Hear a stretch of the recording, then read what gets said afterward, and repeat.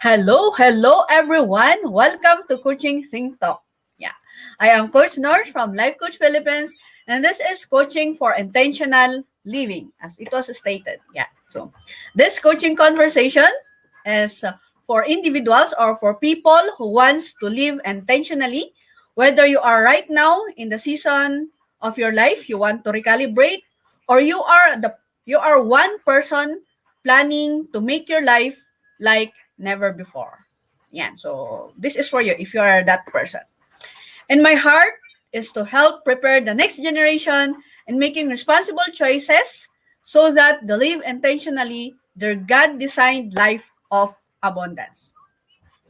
So thank you for joining me live today, and please leave your digital footprints by letting us know where you are coming from today. Please do tag a friend and circulate this video to help us reach more individuals who might be in need of what I'll be sharing for this session. Yan.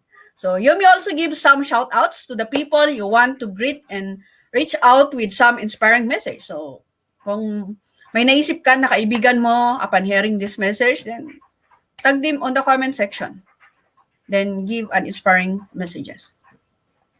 And if you are watching this on a replay, please do comment #replay. And I am streaming via FB page of Life Coach Philippines and YouTube channel Coach AI Connect. So if you are new to our platform, please like, follow, and of course, subscribe for you to be notified every time we go live. And there are new videos available. So, yan. So, mas maganda na mag-subscribe kayo para sa ganun, you will be notified. So, our topic for today is all about intentional investing in your relationship. So, how are you intentionally investing in your relationships? Relationship not only on relationship to opposite sex, but then it's the relationship to yourself, to your spouses, to your spouse, yeah, to your family, to community members, or to the people around you in the school or in your workplace. So how are you intentional in building relationship with them or investing relationship with the people you are working with? Yeah. Okay. So yan. So our next slide is medyo nagto-trouble sa connection. Yan.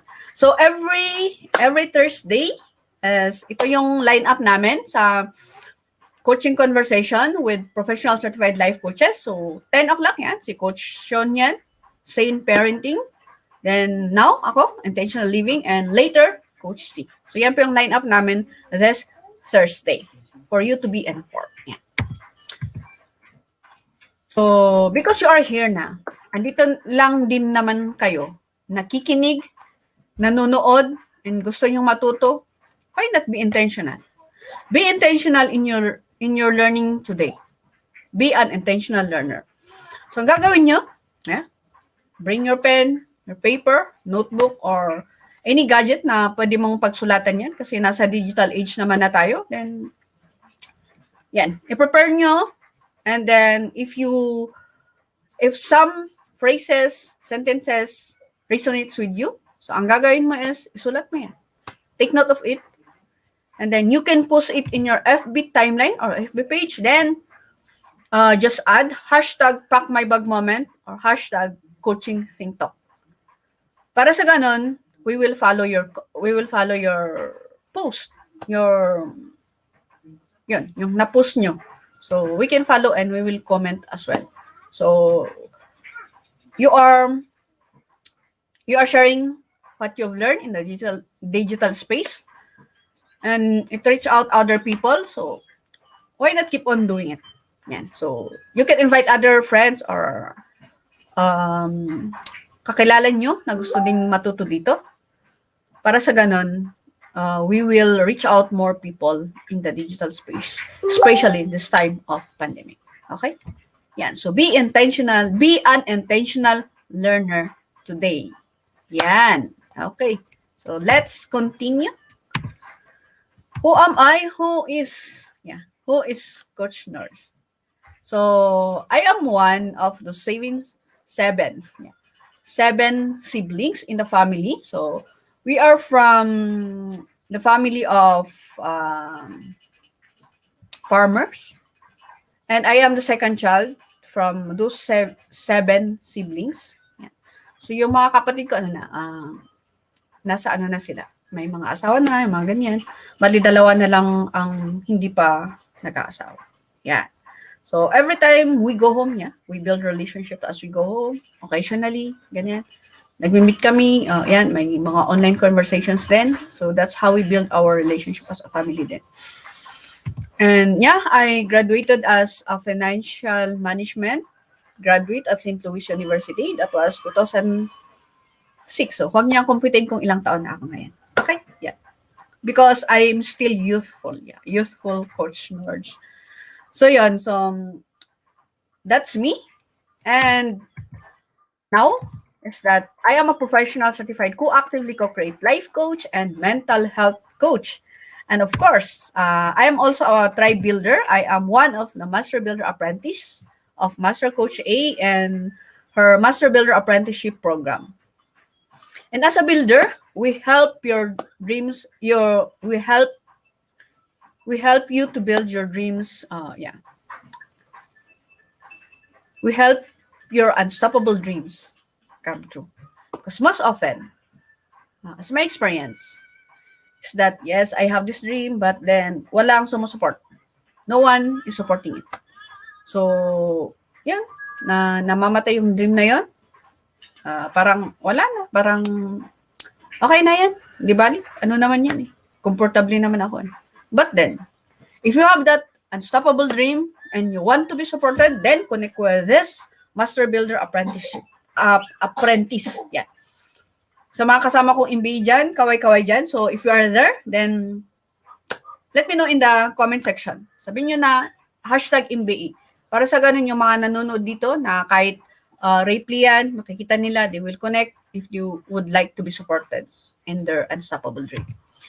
Yan, and I am also one of the scholar of public speaking career under Coach A Tribe Speak. Yan. So, and I am the creator and founder of Living Intentionally 2.0 coaching community. So, yan ako. Yan si Coach Nords. Okay.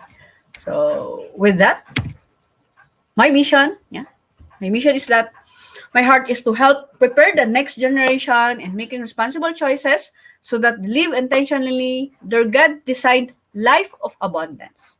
Because most often, people or young generation limit their knowledge, themselves.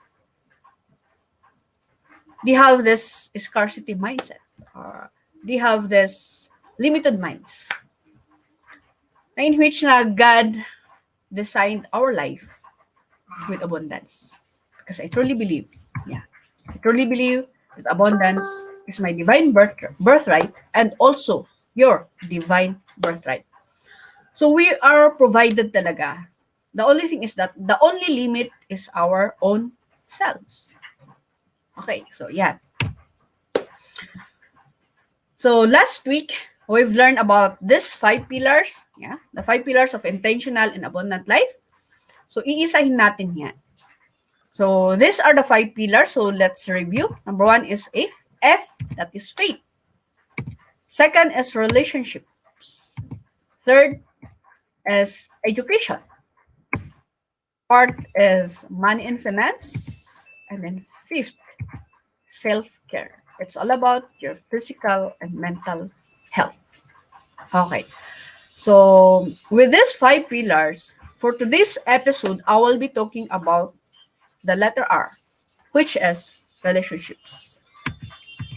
Yeah. So how are you intentional and investing in your relationships? Kumusta naman? How intentional are you? So, in building our relationship or nurturing relationships, it includes building relationship with yourself, sa sarili natin. Kasi most often, we build relationship to others, but then hindi tayo mabait sa sarili natin. Hindi tayo kind, hindi tayo patient sa sarili natin. Yan. And then building relationships with your family, with your friends, with your tribe, with your community, and others as well, na namimit mo dyan sa along the way, wherever you go. Yan. So, good relationships protect our mental health and well-being at any stage of life. And that is true.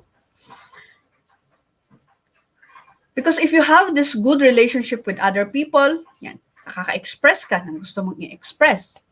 And that is good for your mental health. Diba? You are free to share your thoughts, you share your ideas. And people who are more socially connected are happier. Yan. So take note on that. People who are more socially connected are happier, physically healthier, and live longer. And that is very, very true. Yeah. Okay. Loneliness can be toxic to our well-being. Our health declines earlier and we can have shorter lifespans. It's important to remember that it is good, supportive relationships that protect our bodies and our minds.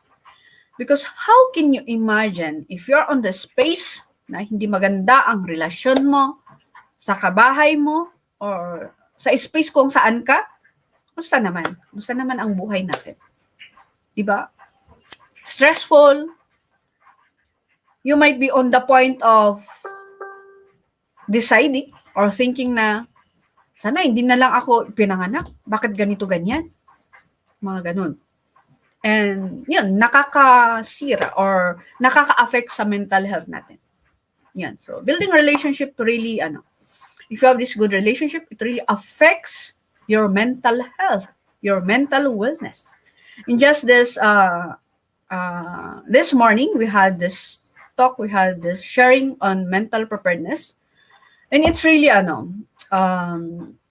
most people talaga, they were not yet informed or yet educated about mental health. And building relationships with other people is that very important for us to be mentally well and for us to be mentally fit. Yan. Sabi nga ni Coach Candy, mental illness is different from mental health, and that is true. Yan. So, thank you sa mga sumuporta sa akin kanina. Thank you, Coach Candy, Coach Sean, and Coach Tin. So, yan. So, yun. One of the example is that for me, because I have this relationship with the coaches, with the fellow coaches, then the support is there. So, it affects also my mental health na confident ako with that talk, with that situation, because I have the support. May support naman ako dyan. So, I'll just go on with the talk and whatever questions, whatever concerns ng mga audience, may sasalo. Yan, di ba? Good for mental health yun. Nakakatulong sa mental health ko kasi pag halimbawa, hindi ko alam yung sagot. Kumusta naman ako? Baka may regrets yung ganun. Pero, syempre, dahil may support ako, you were the one who is answering those questions of the audience, and it really feels me, it feels happier. Yeah, it feels happier in my part kasi andun yung suporta. Ayan, so that's one of the reason na I appreciate this kind of relationship na build. Yan. So, good relationship really help us in our growth and in our mental health. And of course, well-being in any stage of our life. And that is very, very true.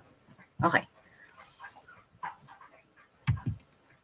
So next is, so, kumusta naman ang relationship nyo sa sarili nyo? I remember that, I have this experience na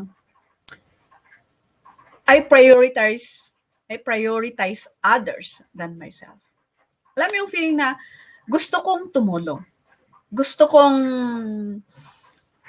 tulungan yung isang tao, yung kaibigan ko. But then, I didn't realize that by helping that person, parang nadidinay ko na yung self ko. May mga ganun ako. Nadidinay ko pala yung self ko. If why not help that person, help yourself as well. So yun. So, kumusta naman ang relationship natin sa sarili natin? Self-care is about looking after yourself and your mental health. Yan na naman, mental health. Alam niyo yung mental health na yan, dati, hindi ako aware dyan. But then, yeah, when I studied, when I was educated inside Life Coach Philippines, being a mental health coach, doon ko siya mas naintindihan. Doon ko siya mas aware na I'm doing that, mental health. Ginagawa ko pala yan, pero hindi ako aware. So, education is really important. And the relationship you have with yourself is crucial to your own well-being and also be creating healthy and happy relationship with others.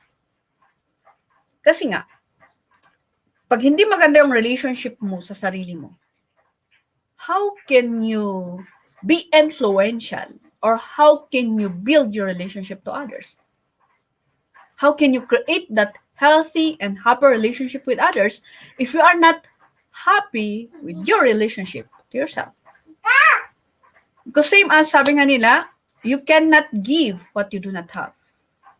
And of course, kung anong meron ka, yun ang ibibigay mo. And being kind to yourself regularly is one of the best things you can do for yourself. So be kind to yourself.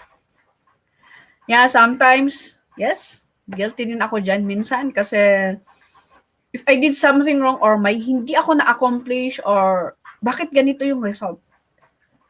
If I were thinking na yung gusto ko sanang result is hindi ko siya na-achieve, there is something na may naiisip ako na, bakit Nords? Anong ginawa mo? Bakit kasi ganyan? Yung mga ganun na, I am pointing it to myself na, ikaw kasi Nords ganyan ang ginawa mo Bakit? Hindi ba pwedeng ganito, ganyan? Yung mga ganun. So yan, be kind to yourself and be patient to yourself. Just trust the process along the way, especially if you are on the process of being coached, on the process of being guided by someone. Hindi po siya instant. It is a process. It is a process wherein you have to trust it. It's just like yung sinasabi nga nila na yung popcorn, di ba? Pag minadali mo yung popcorn, hindi siya masyadong naluto. Pero if you wait for the time na mag-pop yung popcorn, yan, popcorn na siya. Kasi pag hindi siya nag-pop, corn lang. Yan. So, ganun. So, be kind to yourself, be patient to yourself. Because that's the best thing for you to do. Okay? And next is healthy couples relationship. So, how's your relationship with your spouses? If you are married or if you are in partnership, may mga partners kayo, kumusta naman ang relationships niyo? So, healthy relationship should allow both people in the relationship to feel supported and connected, but also allow each person to maintain their independence. So, yan. So, having this healthy relationship with your partner is that you feel the support with each other. But then yung sinabi niya dito na maintain their independence, it means that, for me, my understanding here is that, for example, in our case, na if I have something to do, personally, na hindi siya involved, yan, I am free to go. And I am free to do it. Sa kanya din, kung may mga lakad sila ng mga barkada, yung mga ganyan, mga ka-business partner, then I let him go. Yung ganun. So, there is that support and connection with one another. And of course, communication and setting boundaries are two important components of a healthy relationship. How can you imagine if you are with that person in your home Yung spouse mo, kasama mo siya, tapos walang single or wala kayong communication. Wala kayong usapan the whole day. Is that a healthy relationship? It's not. So for me, is that, communication. Kailangan, mag-communicate kayo. Kamusta naman? What's our plan this day? Anong gagawin natin? So, ano ba yung mga kailangan nating gawin? Mga ganun. So, may communication. Communication na. Good morning, yung mga ganun. Good night. Yung mga ganyan. Kumusta yung araw mo? Yan. Kumusta ang gising? O, kape tayo, kain tayo. Yan, ganun. Yun ang part of the communication with your spouse, with your partner. Okay, next is your relationship in school. So the school environment plays a critical role in the social development of its students. Teachers can work together with students in a number of ways to avoid isolating classmates. So, yan. So if you're a teacher and in school, kumusta naman ang role mo sa pagde-develop ng relationship mo with the kids, with the students, and with the parents? How is it? Yan. So just while ago, after ng talk namin, kasi teachers ang nakausap namin, and they're saying that it's good if parents also know what we have talked. Parents will also be aware of what is mental wellness, what is mental health. Because yun nga, the parents, they are the number one teacher in their home. Sa kanila yung bata, yung mga ganun. So in school, how are you building relationships? If you're a student, with your schoolmates, with your seatmates, with your teachers, with your principals. For teachers, how are you building that relationship? How are you investing that time for you to build relationship with the parents, with the students? Yan. Para sa ganon, hindi mag-isolate ang classmate or hindi mag-isolate yung students. Kasi as my experience before when I was in elementary. When I was in elementary, there are this scenario kasi. One of my teacher, siyempre ang mga pinapansin, yung mga mostly na nagbibigay ng favor sa kanila. Yan. So, doon na lumalabas yung mga favoritism, yung mga ganun. Na they are mostly focusing on the students na yung mga parents nila ay sikat. Sikat sa lipunan. Mga ganyan. Successful sa lipunan. And in my part as a student is that I isolate myself from them. Kasi nga, hindi naman ako mayaman. Hindi naman ako anak ng professional na tao. Mga ganun. So, I isolate myself. And for a teacher, how are you avoiding this isolation of the students? Musta naman ang pagbibuild natin ng relationship sa mga students niyo? Yan. And sa school, so after school, so school is for the students, para sa medyo bata-bata. And now, angat tayo sa universities. Student mental health is an important issue to address in higher education. Yes, this is very, very true. Especially if they are in the teenagers, yung mga ganon, yung mga adolescent, yan.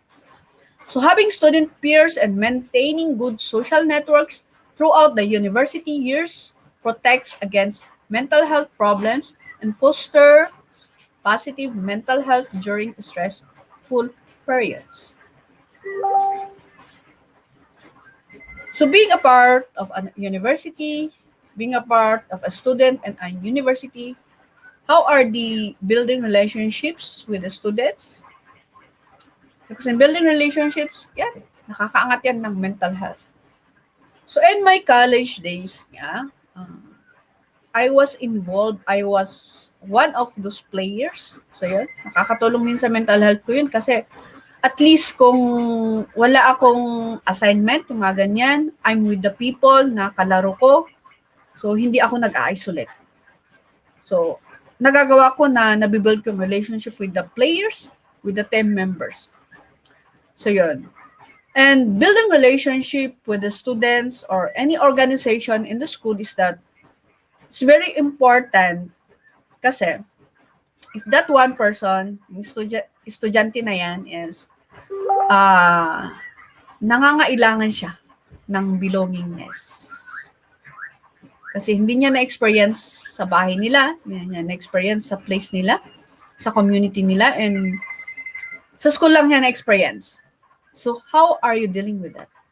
How are you building that deeper relationship with your students, with that person na longing for belongingness in a certain organization or in a certain group?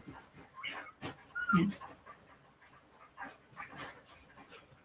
Because building a relationship is that if you have, sabi ko nga kanina, if you have that strong relationship with other people, with your students, with your classmates, it is a big help.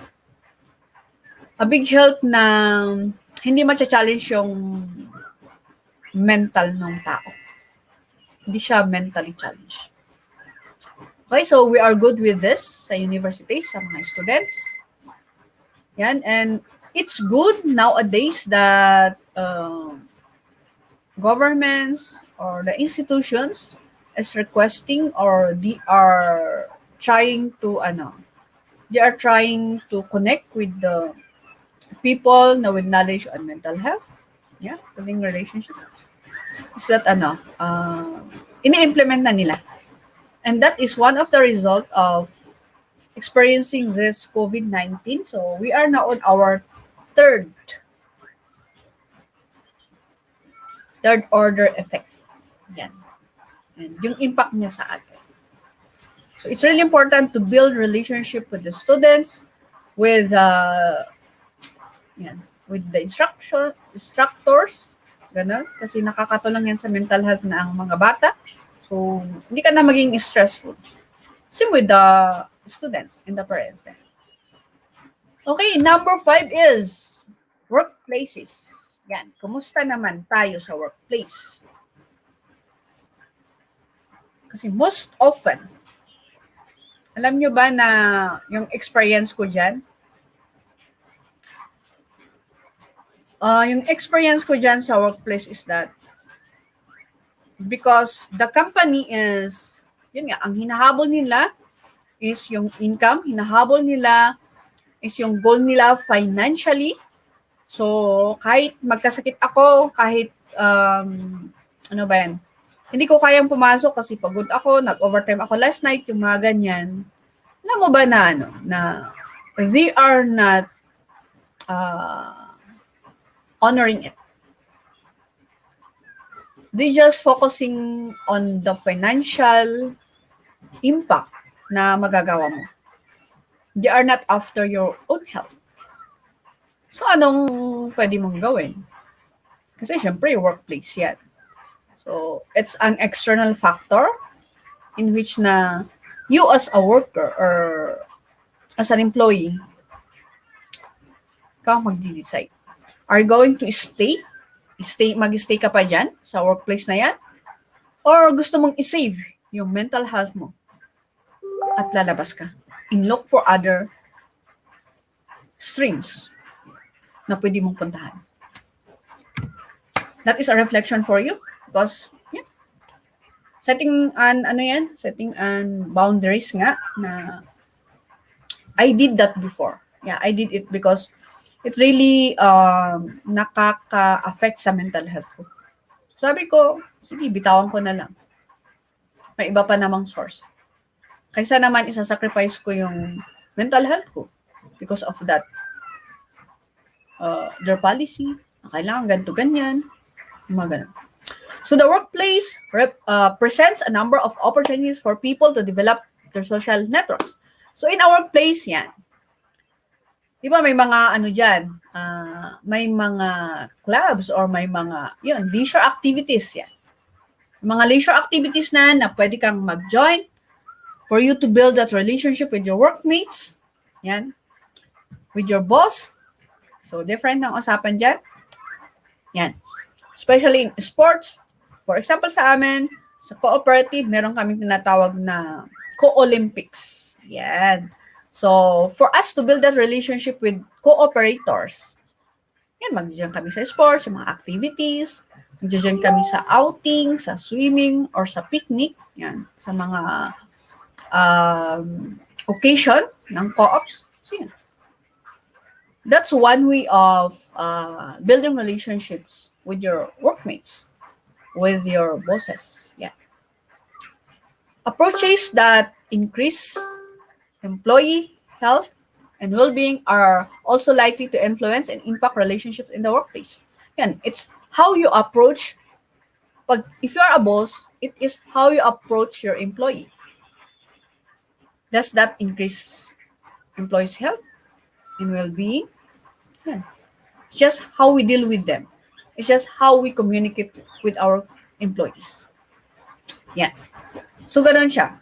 So, ganun yung sa natin, sa workplace. So, a lot of ways na pwede kayong mag-build ng relationship with the coworkers. Yan, mag-create kayo ng outing, hiking, mga ganyan, activities. Para sa ganun, especially pag holidays, wala kang pasok, then you can create gathering with your co-members or co-workers. Yan, sa workplace. And lastly, last but not the least, communities. Gusto naman ang relationship mo sa mga community members mo, sa mga kasama mo sa organization. So, what can you do to help strengthen community connections in your neighborhood? Sa communities mo, sa paligid. So, anong pwede mong ma-contribute? Para sa ganun, may strengthen yung connection. May strengthen yung relationship sa mga neighborhood, sa mga communities, sa mga community members. So, what can you do?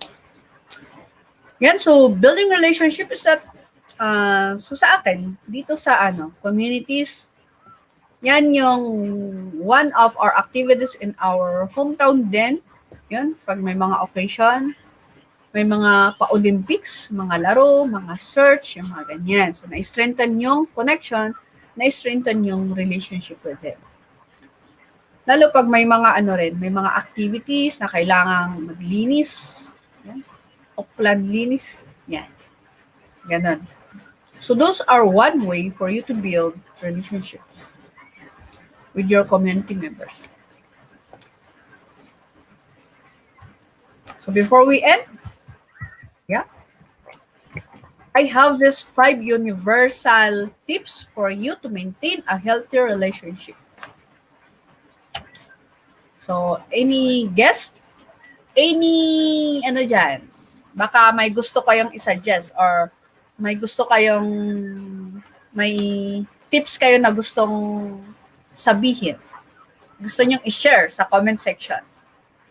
So, if you're that one person na may gusto kong i-share or ano yung mga healthy relationship tips mo na pwede mong i-share sa mga nanonood, you may comment it on the comment section. Universal tips for maintaining healthy relationships. Actually, we know this. But then this is a reminder for us. So, number one is give time. Lahat ba ng oras mo, busy? Lahat ba ng oras mo, wala akong oras dyan? Lahat ba ng oras mo, full? Full ba yung time? Give time. Put more time aside to connect with friends and family.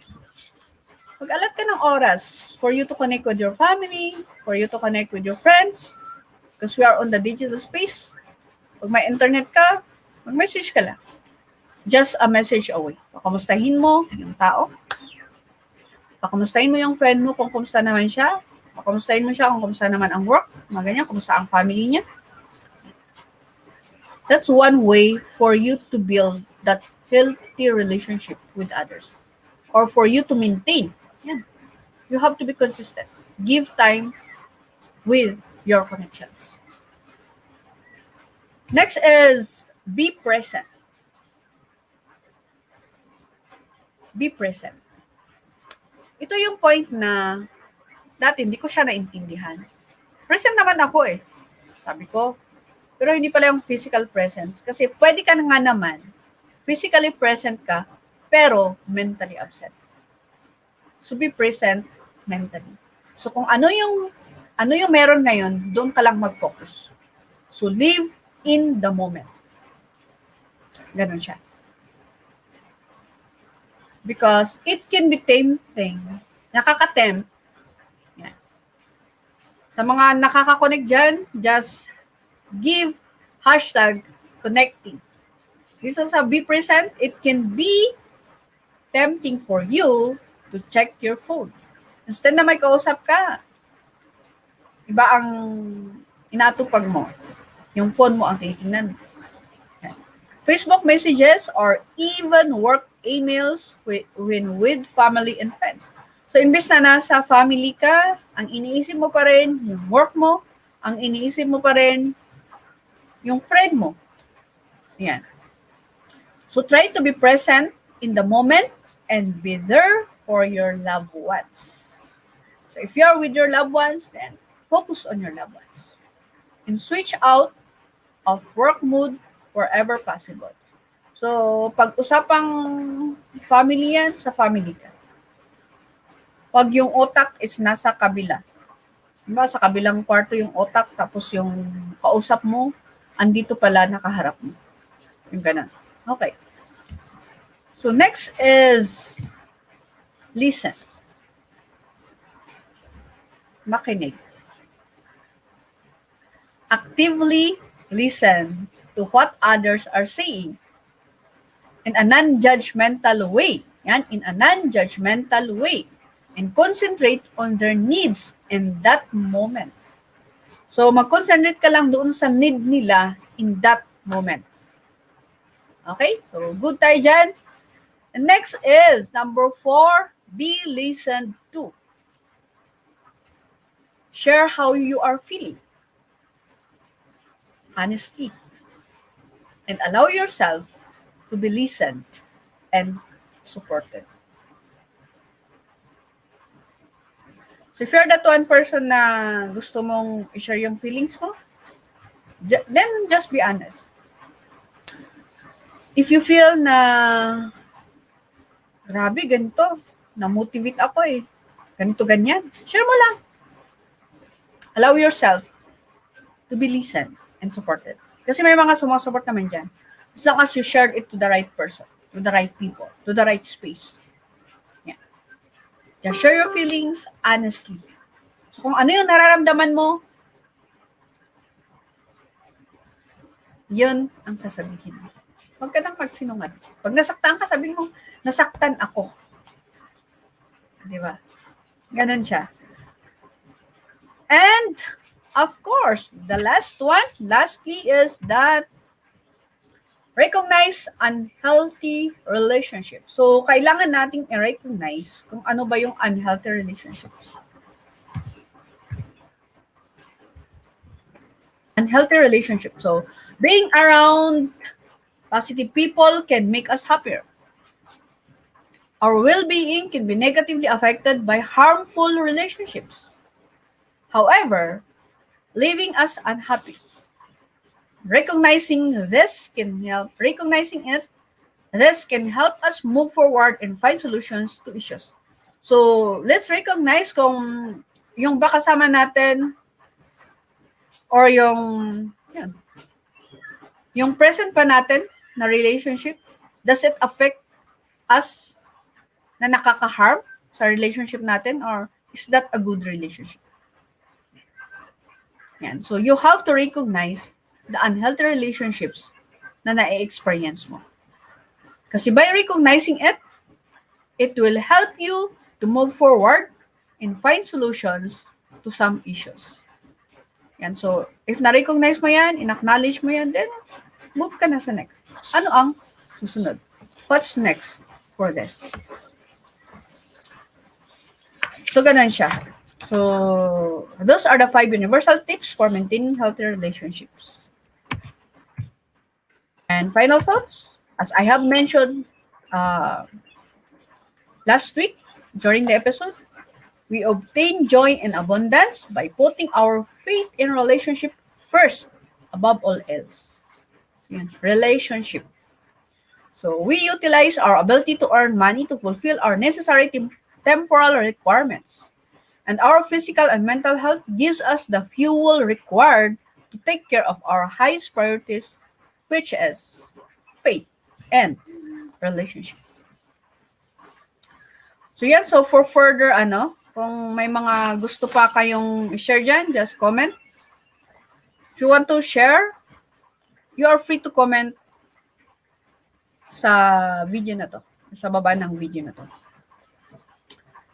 Okay, so as I end this conversation,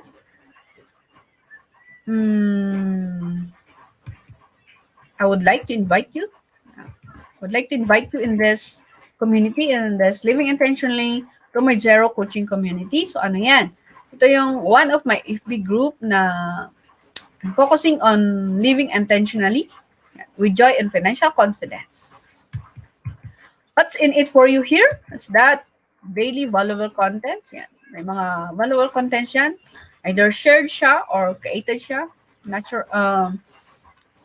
Own content or na-share ko siya from other pages.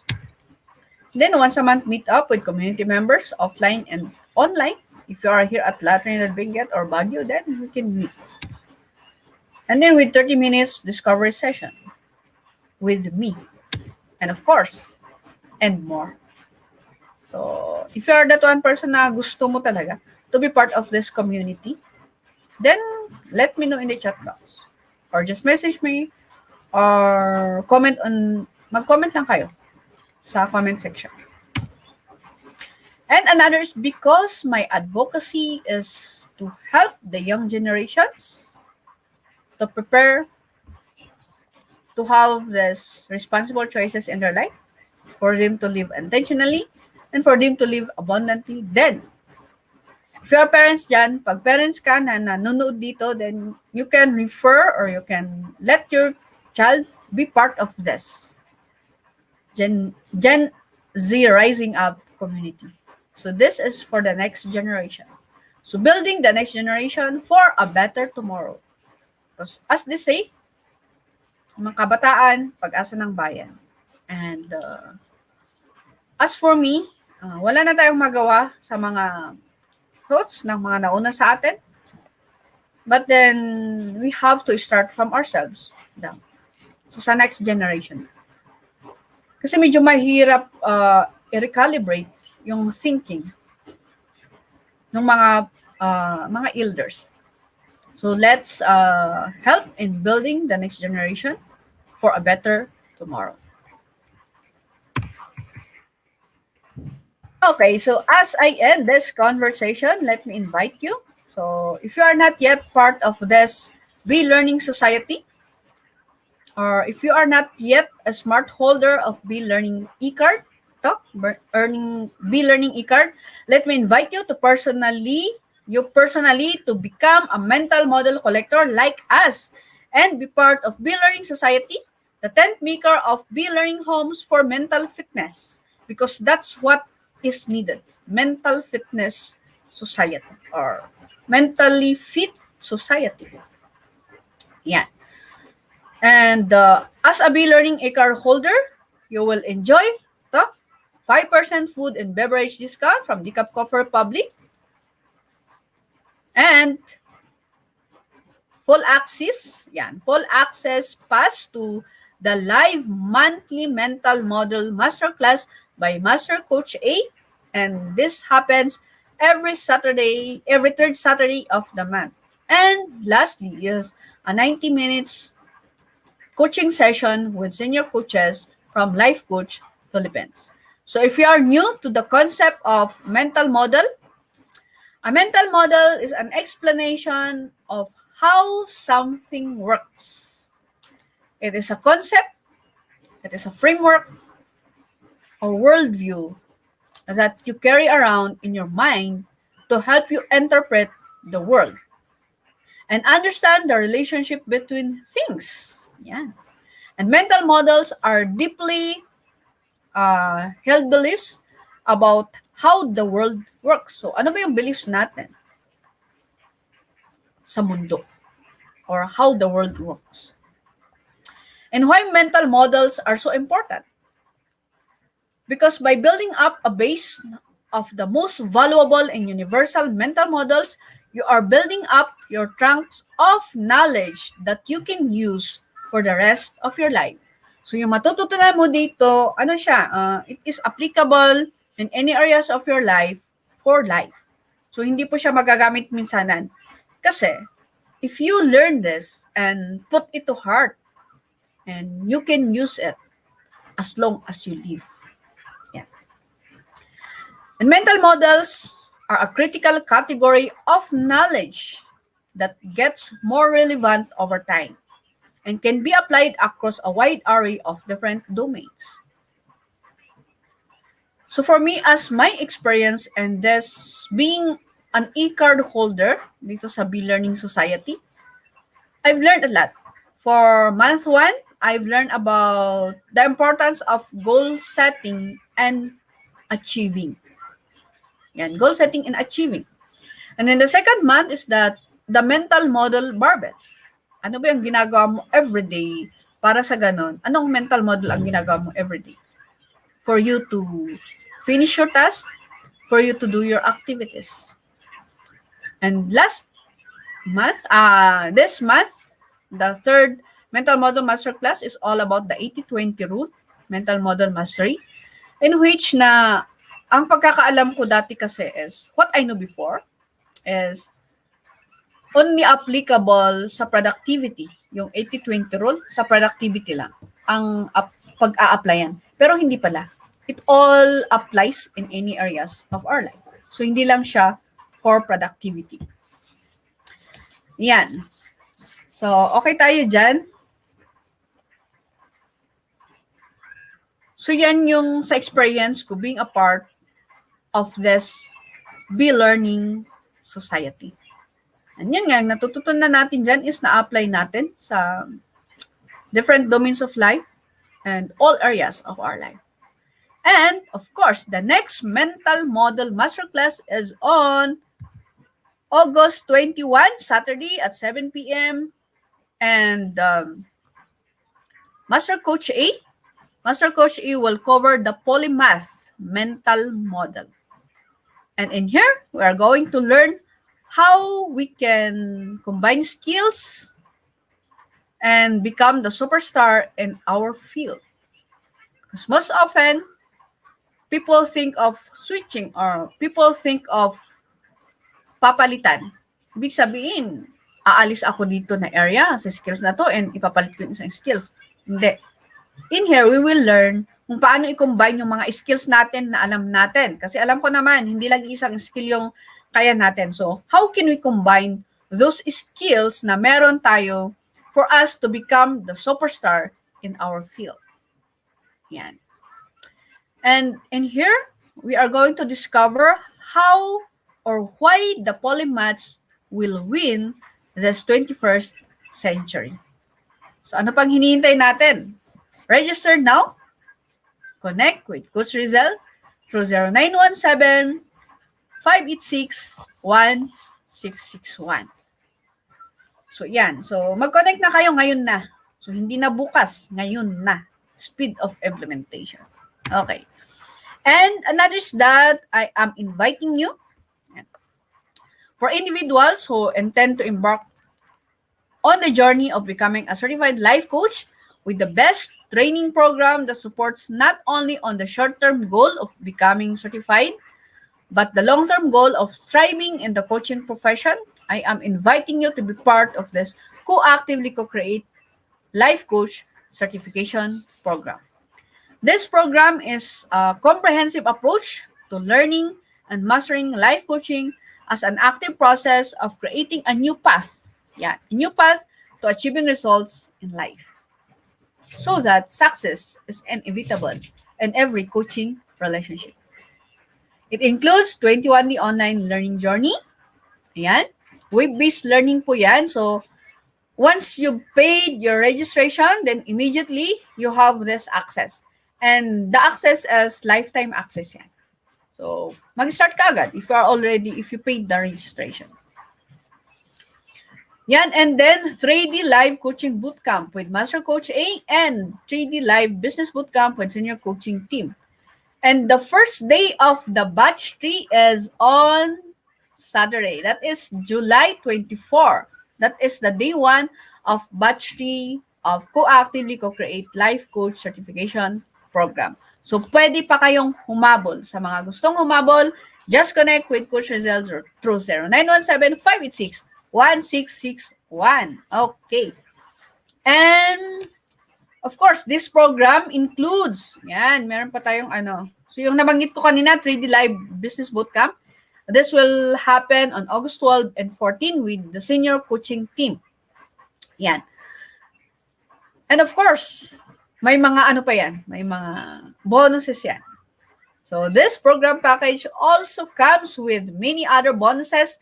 So, anong gagawin natin? Connect with Coach Rizal at 0917-586-1661 for you to discover the opportunities waiting for you in this profession. Because I do believe that andito ka, nakikinig ka dyan, there's a purpose. There's an intention. Or may purpose yan kung bakit andyan ka. It might be you are called to be a life coach. So why not say yes to yourself and say yes to that profession?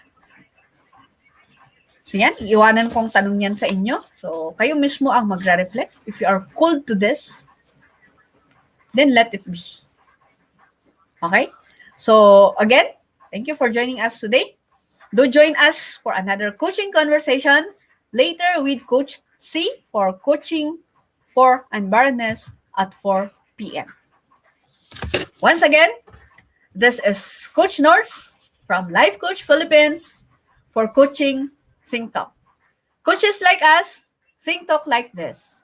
This is us in the Philippines. Love bam boom, love bam boom, love bam boom. Bye!